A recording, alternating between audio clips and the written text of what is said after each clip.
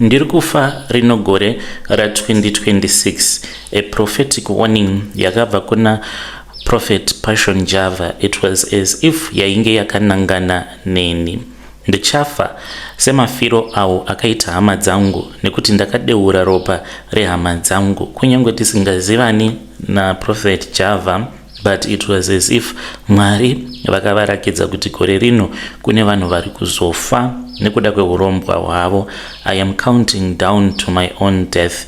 Ndainge ndimbori mupurisa, ndapandukirwa nemhiko dzangu dzandakaita, ndangosara nemazuva 243 chete ekurarama. Vari nani zvavo avo vakasungwa nekuda kwekuti vakapara mhosva, vakamirira kuti vange vachizotongerwa rufu.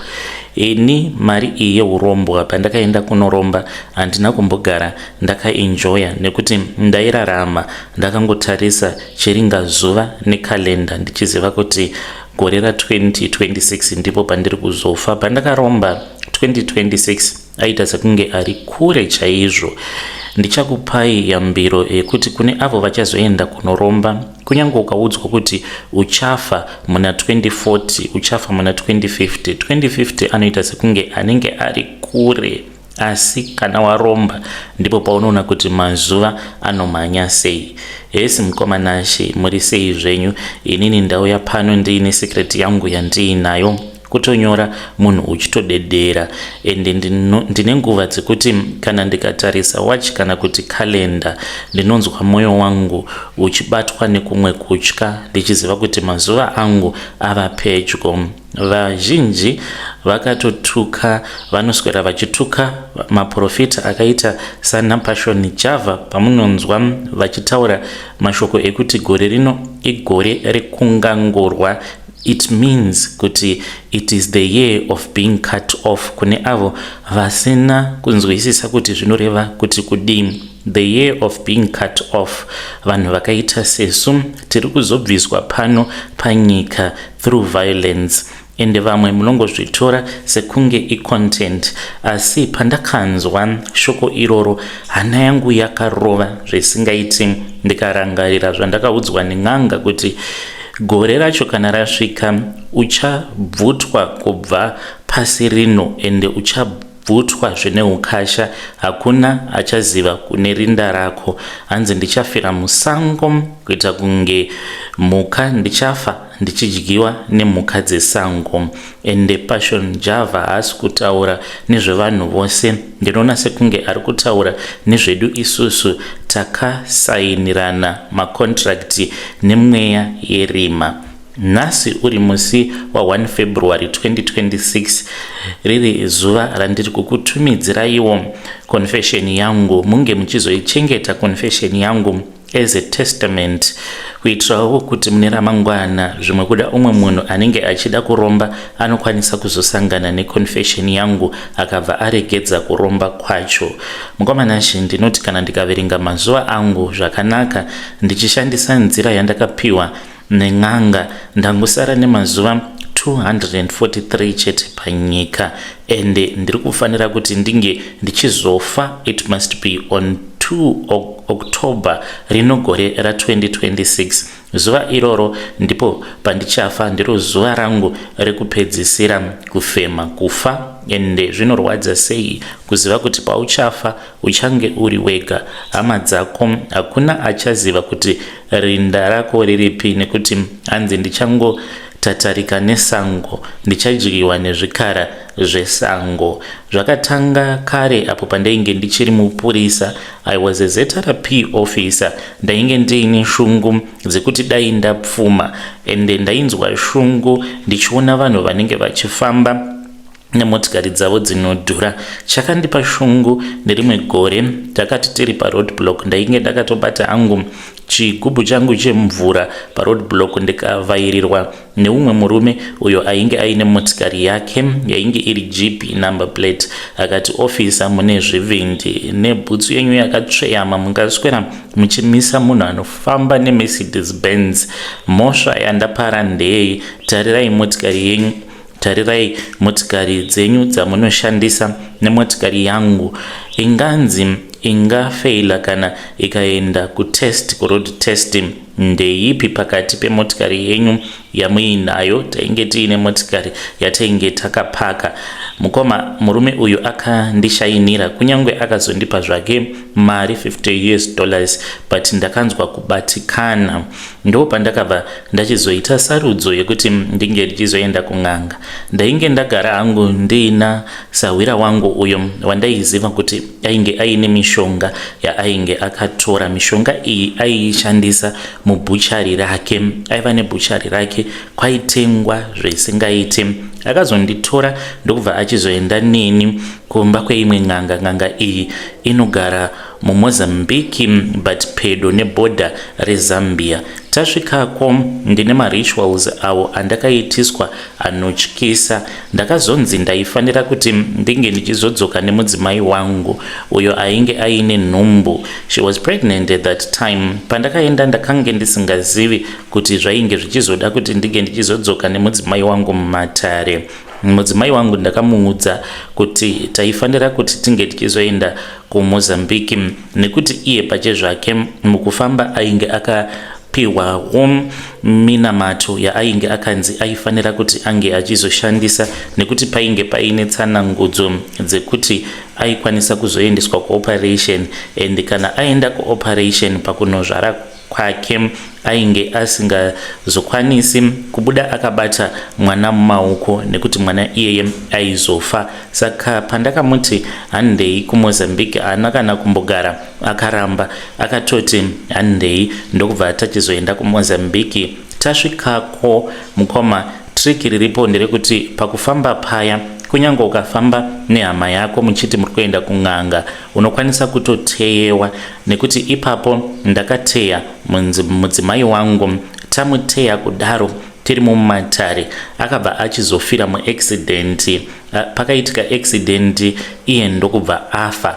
Asi kuteya kwandakaita mudzimai wangu, ndakanzi ndinge ndichibuda ndinge ndichienda kunotema mengo, ndobva ndauya nayo ndobva ndamupa. Saka kutema kwandakaita mengo ipapo pamba pasekuru ivavo ndokutotanha kwandainge ndichiita mweya wake wekurarama, uye zvekare nemwana wangu uyo ainge ari mudumbu rake yainge itori sacrifice yangu.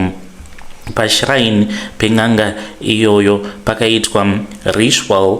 This was after mwana wangu nemudzimai vose vapararira muaccident, asi iye ainge angoriwo passenger mumotikari iyoyo yakabva yachizonoita head on netruck, ndokubva vanhu vachizofira paspot. Saka ndakadzokera kun'anga after mudzimai tabva mukumuviga, asi ainge achiri munyoro, achiri asati aputika muvhu. Ndokudzokera kumba kwen'anga. Ndichinosvika pashrine pen'anga pakabva pachizoitwa ritual yavainge vachiti mbeu yerufu, yandaifanira kuti ndige ndichizodyara muvhu. Takaenda kumakuva ndikanodyara mbeu iya. Tichidzoka pamba pasekuru ndakabva ndachizopiwa chibage, ndikanzi ndinge ndichitokonyora tsanga dzechibage. Ndakati ndichitokonyora kudaro ndichikandira tsanga dziya dzechibage pasi, ndokubva pachizobudikira rimwe jongwe rainge riri dema dema. Jongwe iri rakauya ndokubva ratanga kudya tsanga idzodzo dzainge dziri pamberi pangu. Kunyangwe painge paine huku dzainge dzakawanda but dzakatoignora, asi jongwe iroro rainge riri dema dema ndiro rakauya rikabva rachizodya. Rakakwanisa kungodya tsanga 7 dzechibage. Nyanga iya yakanditarisa ikaseka, ikabva yati unonzwisisa here zvaitika apa? Ndikati kwete. Vakati kwandiri tsanga imwe neimwe yadyiwa nejongwe iri zvinoreva kuti igore raunenge uchazorarama uri muupfumi, uchidya mari dzako, uchinakirwa, uchidya nyika rutivi. asi jongwe iri wazvionaka kuti radya tsanga 7 rikazvimbirwa. Ndikati hongu rangonhonga tsanga 7 ndokubva ratoenda. Vakabva vati kwandiri, makore ako 9 paanozopfuura, paanopera, iwe uchagurwa musoro wako sekugura kwandava kuda kuita jongwe iri musoro waro. Vakabva vachizoritora, vakangoita zvokungodana nemuridzo rikauya. Vakabva vachizoita rekungodzupura musoro waro, ndokubva vachizotora tsvimbo yavo vakarirova-rova.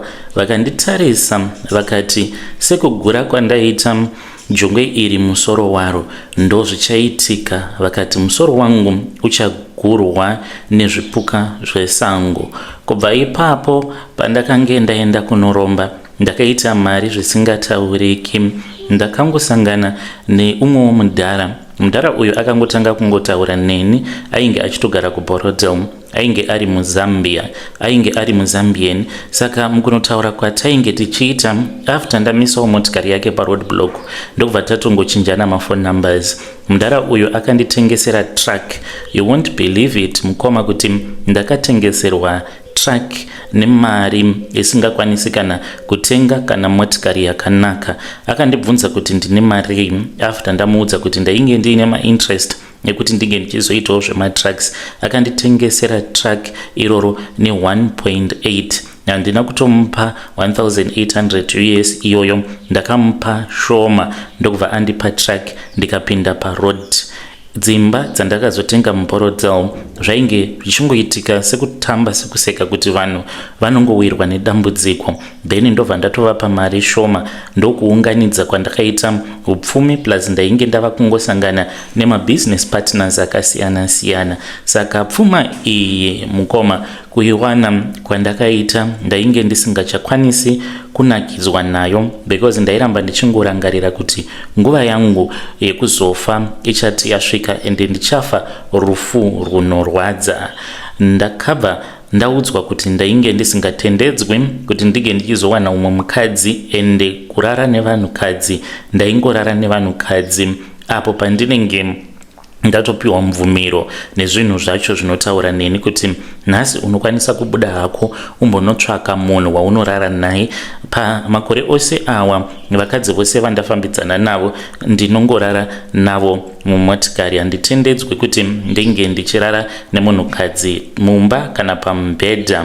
Handina mwana nekuda kwekuti mukadzi wangu ndakachekeresa apo paainge aine pamuviri. Handina mukadzi.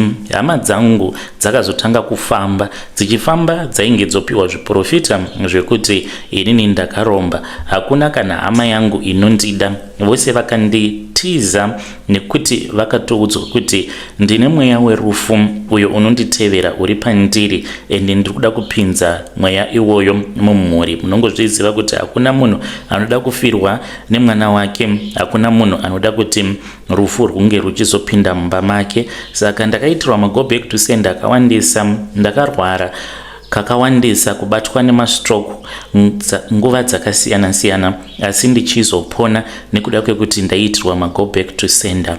Ndiri munhu anorarama a lonely life. Kana ndikabudawo ndikambotendererawo ndinenge ndichinzwa senani, but nhamo inotangira pakuti ndinenge ndadzoka mumba mangu, sezvo ndisingatendedzwe kuti ndinge ndichigara nemunhu mumba. Munoona, kana munhu ukafirwa zviya, vanhu pavanenge vakaungana unonzwa sekunge zviri nani, asi vanhu pavanozodzokera kudzimba dzavo ndipo paunotanga kufunga kuti saka mukadzi wangu atofa, murume wangu atofa, mwana wangu atofa. Kana wava wega manje, pfungwa dzinotanga kukudya, unotanga kufunga zvakaomarara. Ndo situation yandinorarama ndiri mairi almost each and every day, yekugara ndichingozvidya pfungwa kuti saka ndo zvitoripo here izvi, saka zvichazoita sei, chii chichazoitika, zvichazoguma nepi. I live a very lonely lifestyle.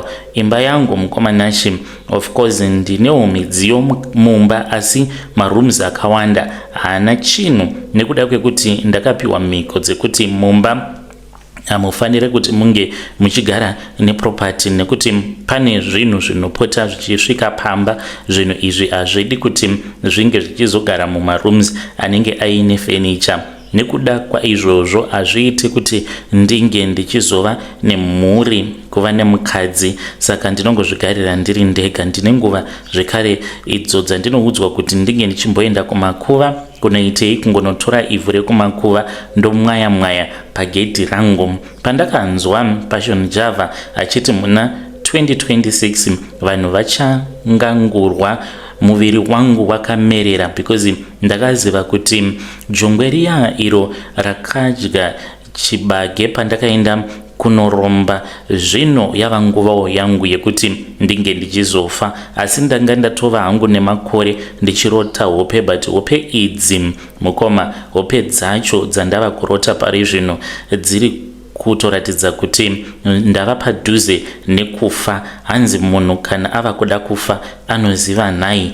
Ndava kutozviziva kuti mazuva angu ekufa aswedera. Ndinorota jongwe riya rinenge riri pamusoro pembedha wangu, ndinorirota usiku hwega.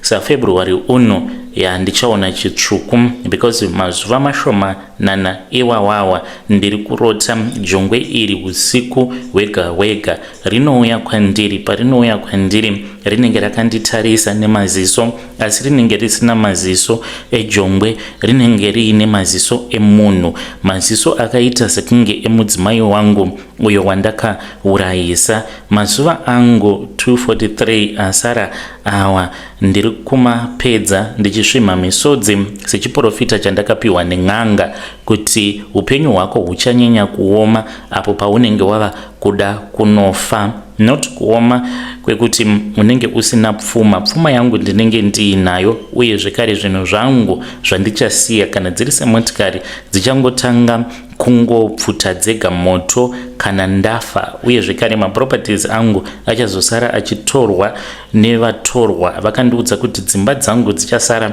dzichitorwa nevanhu vasina ukama neni, ende hakuna hama yangu inokwanisa kuzobhenefita kana senti zvaro paupfumi hwose uhwu.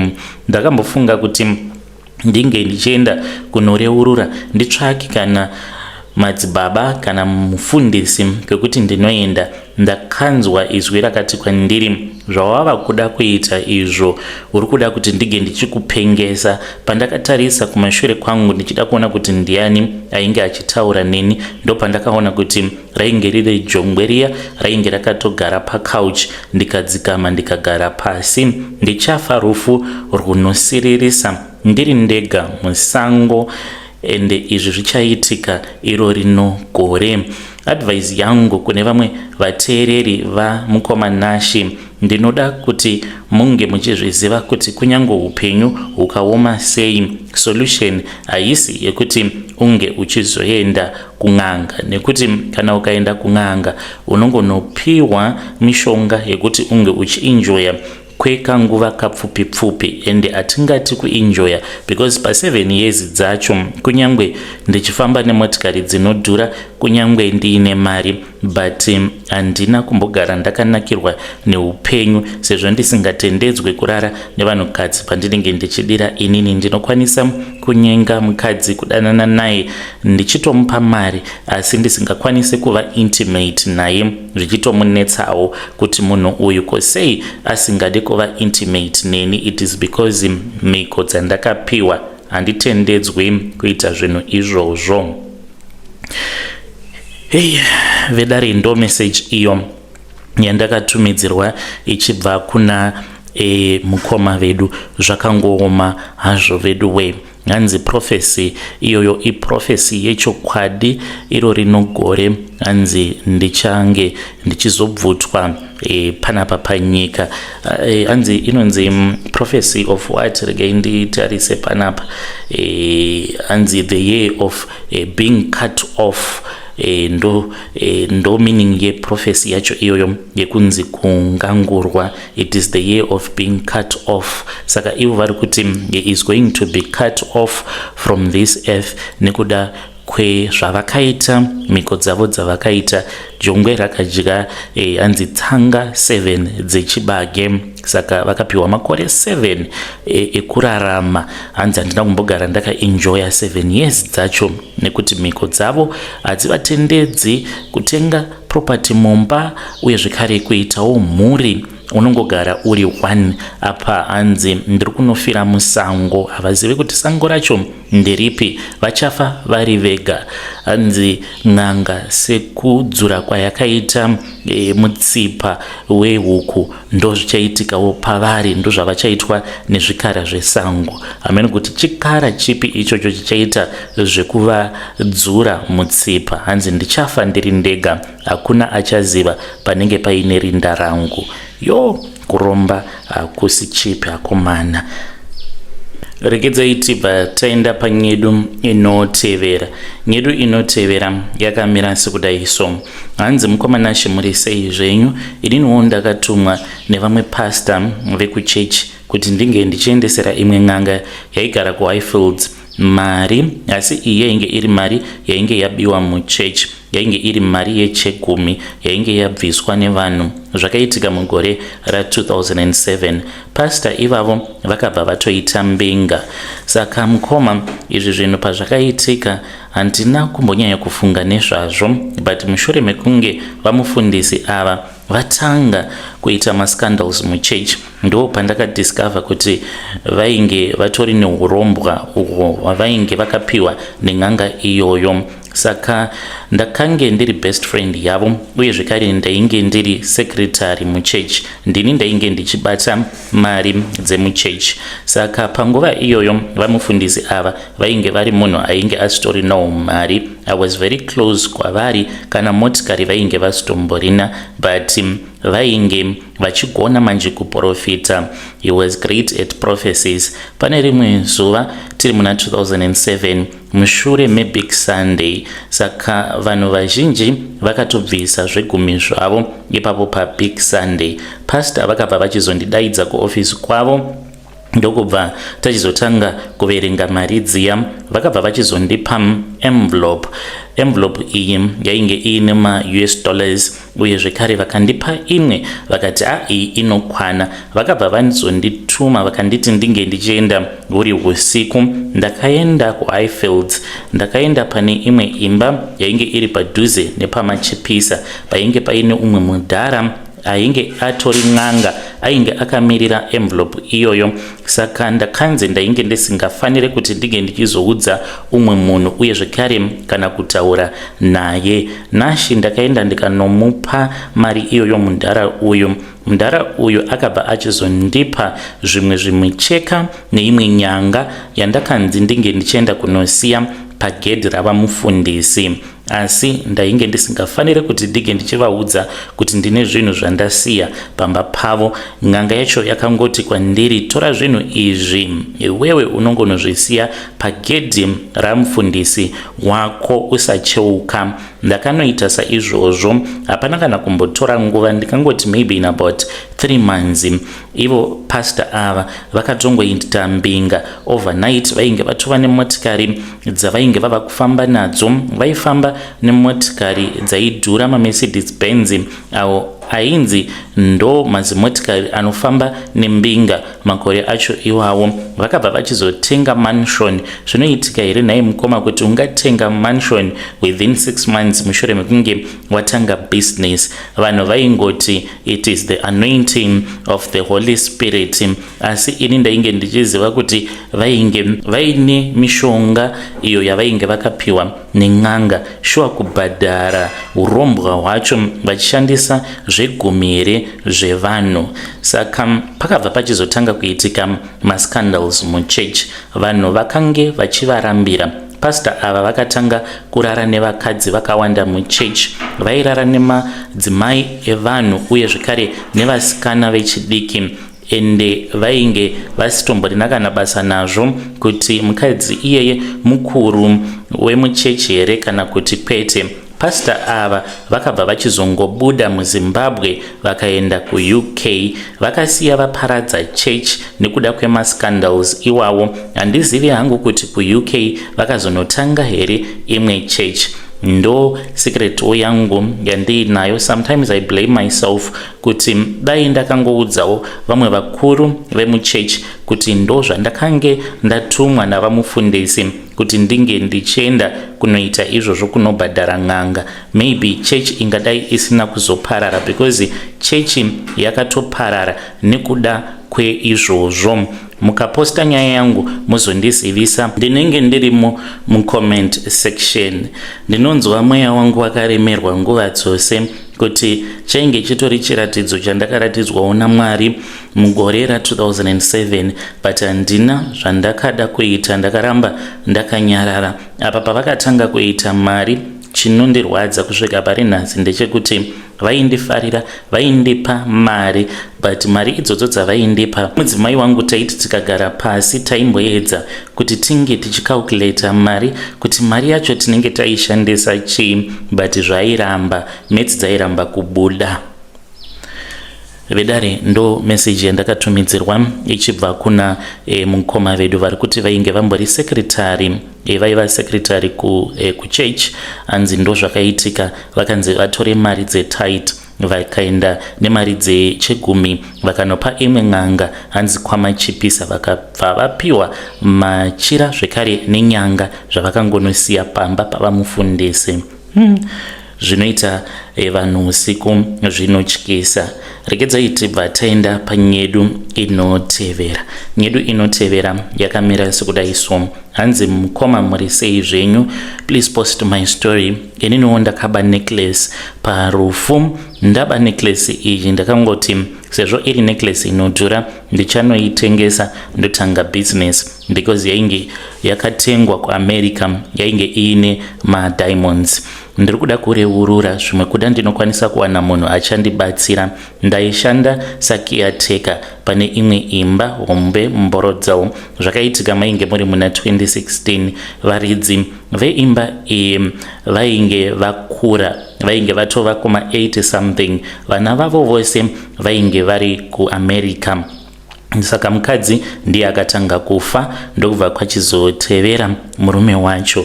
Murume wacho paakafa, panguva iyoyo yekuti vanhu vainge vakaungana, ininiwo ndakawana mukana ndikabva ndanopinda mubedroom mavo, ndikabva ndaba necklace iyoyo yainge iine madiamonds echokwadi. Ndikafunga kuti kana ndikanoitengesa nemari yakawanda ndaikwanisa kuzotangawo business.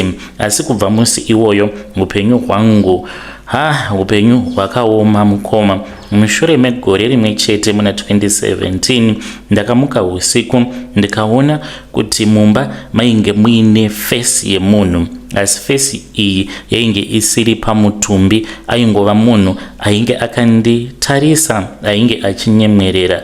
Uye zvekare pandakatengesa necklace iyoyo, mushure mekunge ndaitengesa yakadzoka kwandiri, ndakatombofara ndikati necklace yakanaka iyi, kana ndikaitengesa inoramba ichidzoka kwandiri, ini ndava kutongoramba ndichiitengesa. Asi chaindivhiringidza pfungwa ndechekuti ndaiti kana ndikangoitengesa ndobva ndawirwa nedambudziko. Amai vangu ndopa vakatanga kunzi vane chirwere cheshuga, vaigara vachingorwara nguva dzose.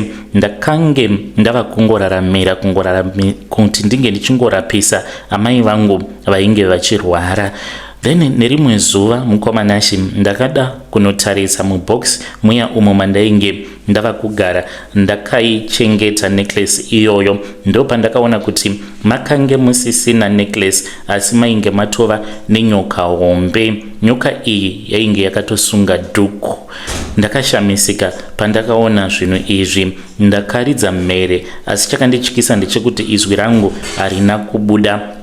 Ndakabva ndachizotora necklace ndikanoirasa after yashanduka kuita necklace zvekare. Chinondivhundutsa ndechekuti ndatova nemakore, nyoka iyi haidyi sadza, haidyi anything, inoda kudya chinhu chimwe chete, inoda ropa rangu rekumwedzi, my period blood. Mwedzi wega wega panguva yangu pandinenge ndiri kumazuva angu, pandinenge ndakarara, kunyange ndikanzi ndarara ndakapfeka kana trouser iroro rinobviswa nenyoka iyi, uye zvekare nepedi. Ndinomuka ndotoona kuti zvese nependi zvinenge zvakatopetwa petwa zvakaiswa pasi, ende pandinomuka ndinenge ndakarara ndakatovhura makumbo angu ndonzwa kuti kuzasi uku kunenge kwakanyorova nekuti inenge ichindinanzva pakati pemakumbo angu. Handina mari mukoma yandiinayo, kunyangwe iyo nyoka iyi ichiratidza kuti yaishandiswa senyoka inogadzira kana kurutsa mari,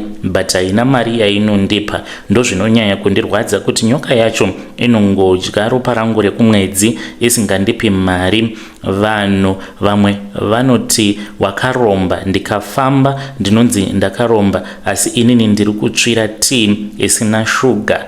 Nditongori mupemhi chaiye, ndinongogara ndakasuruwara nekuda kweurombo uhwo hwandiinahwo. Apa kana yava nguva yekutevera ndinorara ndichinanzva sikarudzi yangu nenyoka iyi. Apa vana vemufi ava handisisina kana access kwavari because ivo havana kuzombodzoka kunoku kuZimbabwe, vakasiya vatengesa imba yevabereki mushure mekunge mubereki wavo wekupedzisira azoshayika. Ndiyo nyaya yandiunza pano. Ndiri kutsvakawo mubetseri kana kuine munhu wamunoziva anogona kundibatsira, kunyange zvikanzi anenge achindibatsira nechivanhu chandava kungoda ihelp, nekuti ndinozvibvunza kuti ko kana kuri kunzi ndikazonzi handichaendi kumazuva angu, nyoka iyi haizondikuvadzi here ichida ropa rangu? Haikwanisi kushandurwa here nyoka iyi zvekuti inozondirutsirawo mari ndikwanise kuinjoyawo pfuma? Hey, vedare ndo message iyo yandakatumidzirwa ichibva kuna vanzvadzi vedu, hanzi ndiri kuda kumboinjoyawo pfuma. Apa mukoma vane confession yandabva mukuverenga, ivo vari kuti musaromba nekuti haufi wakaienjoya pfuma yacho, asi ava vanzvadzi vari kuti zvinokubatsirei kuti ndinge ndichitsva iyo tii yacho isina shuga, ndiri kungodyirwa ropa remazuva angu. Ngatitaurei navo mucomment section. Regedzai tibva taenda panyedu inotevera. Hanzi mukoma muri sei? Ndinoziva kuti vazhinji venyu mava kutogadzirira kutaipa macomments ekundituka muchinditi I am a home wrecker. Ndava nemakore 20 years ndiri small house yeumwe mwana mukomana wevamwe minister.